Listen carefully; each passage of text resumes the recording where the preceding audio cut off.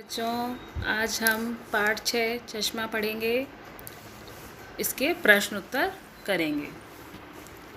प्रश्न 1 है मुक्से का, लेखक का मन बच्चों की बातों में कम था, वह कहाँ भटक रहा था। तो बच्चों, ये पंक्ति हमारे पाठ में जब आई थी, जब लेखक बाहर से आते हैं और वे कुर्सी पे बैठ के आराम कर रहे होते हैं, तब शाशा उनके पास धनी की शिकायत करने के लिए आता है। तब वह शाशा की बात को कम सुनते हैं क्योंकि उनका ध्यान इधर उधर होता है। तो लेखक का मन बच्चों की बातों में कम और इधर उधर की बातों में अधिक भटक रहा था क्योंकि उन्हें अगले दिन सेमिनार में भाग लेने विश्वविद्यालय जाना था। पत्रिका के लिए संपादकीय लिखकर भारत भेजना था, इसलिए उनका मन भटक रहा था। अगला प्रश्न है, लेखक कहाँ और क्यों गिर गए। तो बच्चों, जब आपने पाठ पढ़ा था, तब आपको याद होगा कि लेखक को अगले दिन विश्वविद्यालय जाना था। तो वो अगले दिन घर से जब जाने के लिए निकले अपने बेटे शिशिर के साथ, तब की बात है ये कि उन्होंने गाड़ी पार्किंग में पार्क की और वहाँ से थोड़ी दूर ही चल पाए थे कि उनका बर्फ़ पर पैर फिसल गया क्योंकि उन्हें चलने का अभ्यास नहीं था। लेखक ओस्लो हवाई अड्डे पर बर्फ़ पर चलने का अभ्यास न होने के कारण गिर गए थे। अगला प्रश्न है, लेखक ने अपना चश्मा नॉर्वे में क्यों नहीं बनवाया। तो बच्चों, जब दादाजी चश्मा बनवाने के लिए गए थे, तब दुकानदार ने उनकी आँखों की जांच करने के बाद कहा कि क्रोनर में जो उनको राशि बताई वह भारत की मुद्रा के हिसाब से 36,000 रुपये बैठती है। तब दादाजी को लगा एक चश्मे के लिए 36,000 रुपये व्यर्थ में खर्च करना उनको ये सही नहीं लगा। उन्होंने सोचा कि वह चश्मा भारत जाकर ही बनवा लेंगे। लेखक ने अपना चश्मा नॉर्वे में अधिक रुपए यानी 36,000 रुपये लगने के कारण नहीं बनवाया, जो कि भारतीय मुद्रा के हिसाब से बहुत बड़ी रकम होती है। अगला प्रश्न है, धनी ने अपनी कहानी को सच्ची बताने के लिए क्या तर्क दिया। धनी ने अपनी कहानी को सच्ची बताने के लिए कहा कि अरे, जंगल में शेर नहीं होते तो क्या हुआ, कोई फॉरेन से भी तो ला सकता है। क्या दादाजी दिल्ली के चिड़ियाघर से नहीं ला सकते अपने साथ हवाई जहाज़ में, जैसे मोना के पापा आइसलैंड से हवाई जहाज़ में अपने साथ सफ़ेद झबरेला लाल मुंह वाला कुत्ता लाए थे। धनी को लगा यदि वह अपनी कहानी सच्ची साबित नहीं करेगा तो जो इनाम में उसे रुपए मिले हैं वह उससे ले लिए जाएंगे और वह दादाजी का चश्मा किस प्रकार बनवाएगा। इसलिए धनी ने अपनी कहानी को सच्ची बताने के लिए ये तर्क दिए।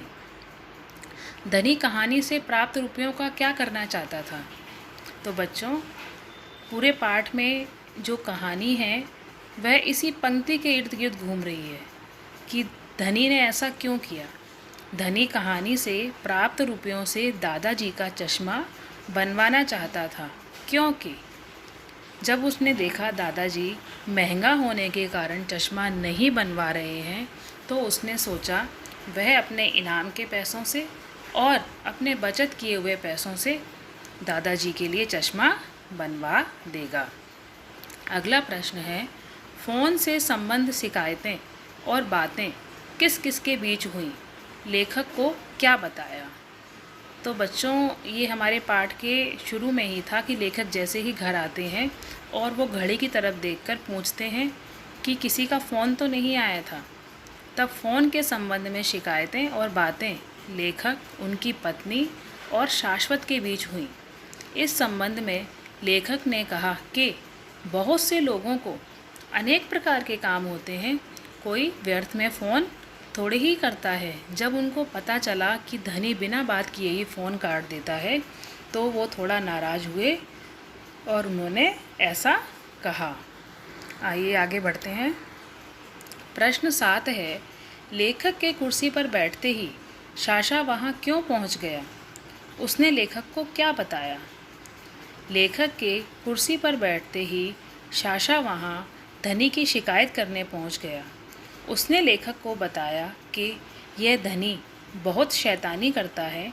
आपकी लिखने वाली मेज पर शॉल ओढ़कर आपकी तरह बैठ जाता है, आपकी तरह पेन पकड़कर आपकी तरह ही कुछ लिखने सा लगता है, जबकि धनी को कुछ भी लिखना नहीं आता है, फिर भी ये ऐसा करता है।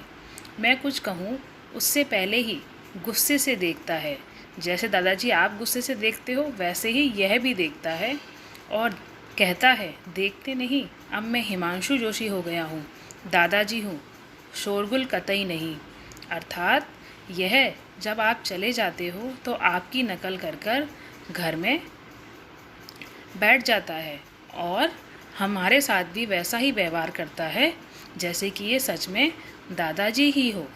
अगला प्रश्न है, शाश्वत स्कूल से क्या सीख कर आया था और उसने इस सीख का उपयोग कैसे किया? शाश्वत जब स्कूल गया तब उसकी अध्यापिका ने बताया कि नार्वे में तो शेर होते ही नहीं हैं। तब शाश्वत स्कूल से सीख कर आया कि नार्वे में शेर होते ही नहीं हैं। उसने इस सीख का प्रयोग धनी की शिकायत करने के लिए किया था। उसने दादाजी को कहा कि धनी ने आपको उस दिन गलत कहानी सुनाई थी। मेरी अध्यापिका ने कहा है कि नार्वे में तो शेर होते ही नहीं हैं। अगला प्रश्न है, किसने किससे कहा और क्यों? अरे यह तो पूछ लेते किसका था। यह पंक्ति लेखक ने कही थी। लेखक जब आए थे तो उन्होंने पूछा था किसी का फ़ोन तो नहीं आया था। तब शाश्वत ने कहा फ़ोन तो 3-4 आए थे, लेकिन धनी ने बिना सुने ही काट दिया। तब लेखक ने श्रीमती से कहा क्योंकि धनी ने बिना बात सुने ही फ़ोन काट दिया था। मैं बोलकर कहानी सुना देता हूँ। यह पंक्ति धनी ने दादाजी से कही थी क्योंकि धनी को लिखना नहीं आता था। धनी ने उस दिन गलत कहानी सुनाई थी। शाश्वत ने दादाजी से धनी की शिकायत करने के लिए ऐसा कहा था। कहानी में कभी कभी ऐसा भी हो जाता है। लेखक ने शाश्वत को धनी का बचाव करने के लिए ऐसा कहा क्योंकि दादाजी को पता है धनी अभी बच्चा है, इसलिए उसको ना डांटकर शाश्वत को ही उन्होंने समझाना सही समझा। इस प्रकार बच्चों प्रश्न उत्तर पूर्ण होते हैं।